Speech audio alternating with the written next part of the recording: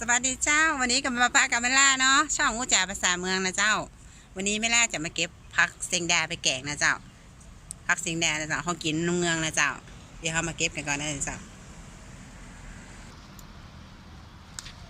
อันนี้มันมีดอกก็ตัวนะเจ้า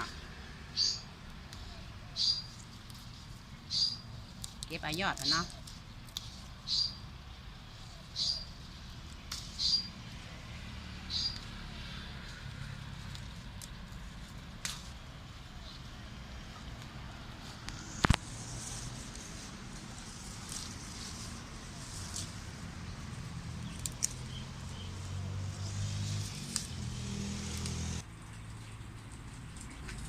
เจ้าเก็บผักมาแล้วเขาก็มาใส่นะเจ้าเด็ดอีนะเจ้า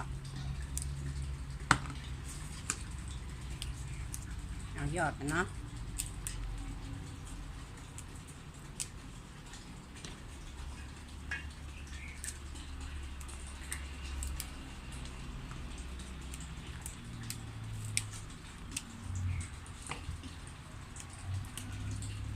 เรียบร้อยจ้ะเดี๋ยวก็จะไปล้างน้ำเนาะอันนี้เขาก็มาพอเครื่องปรุงมันเนาะเครื่องปรุงมันมีพริกนะเจ้ากระเทียมตะฮะกะปิชูรสและก็รสดีนะเจ้าแล้วบะเขือส้มซับอ่อนๆนะเจ้าแล้วก็สำคัญปลาแห้งเจ้าเก่งพักเส้นดาใส่ปลาแห้งตัวนะเจ้าก็จะเอาเครื่องปรุงทั้งหมดนี้ไปปั่นกันนะเจ้าพริกปลาแห้งกระเทียมกะปิเดี๋ยวเอานี้ไปปั่นก่อนนะเจ้าแป๊บหนึ่งพริกไปแล้วเนาะเอาก็มาใส่มะแกงใส่มะแกงเลยนะเจ้าต้องใส่น้ำมันอย่างนี้ใส่น้ำมาได้นะเจ้าเดี๋ยวรอมะแกงเดือดแล้วเราค่อยเอาผักสีแดงมาใส่นะ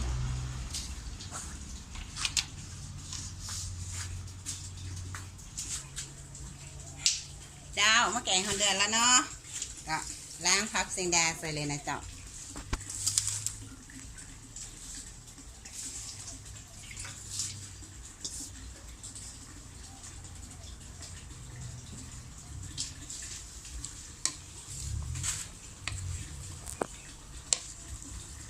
แกงเมืองนะเจ้าลำสุดๆเลย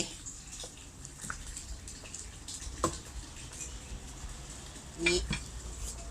ตัวสำคัญปลาแห้งเจ้านี่ปลาแห้งปลาหลิมนะเจ้า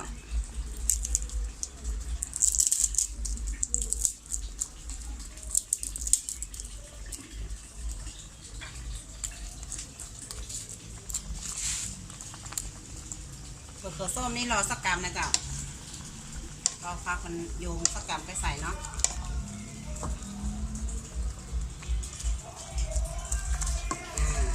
แถมสักกรัมนะเจ้าแป๊บหนึ่ง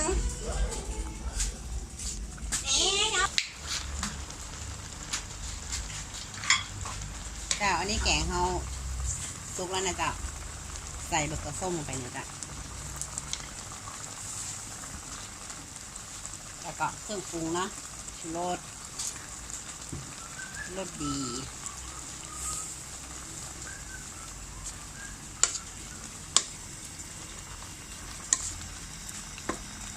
เดี๋ยวเราสักกรัมนะจ๊ะเราสักกรัมเราจะพอแล้วเนาะแล้ว